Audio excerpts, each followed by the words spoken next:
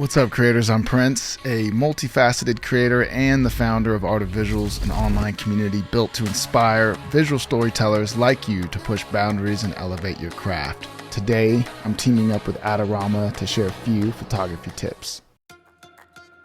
Nature's details tell a story all on their own, and sometimes the most captivating photos don't come from sweeping landscapes. They come from textures, shapes, and patterns.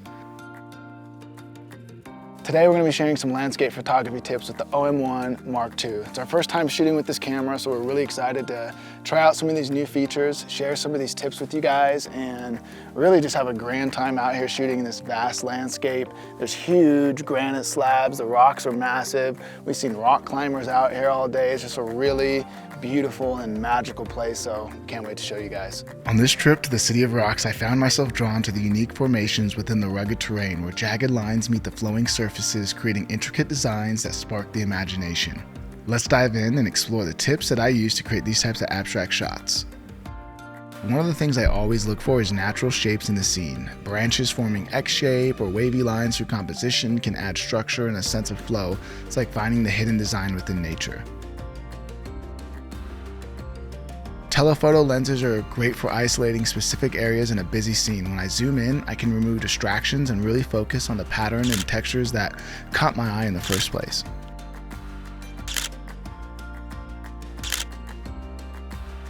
Another thing that I look for, especially in a place like this, is layers. Like using the layers, stacking the layers of rocks with a massive boulder in the background, maybe some trees in the foreground.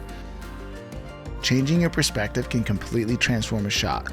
I'll move closer, shoot from above, or try an abstract angle to create something that feels unique and unexpected. I try to keep my compositions clean, but still let natural complexity of the patterns and textures shine through. It's the mix of simplicity and detail that make the shot interesting.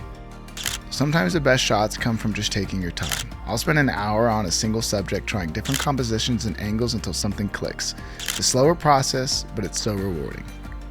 In post, I like to add a little extra depth with dodging and burning. It's subtle, but it can really make those textures pop and guide the viewer's eye through the image.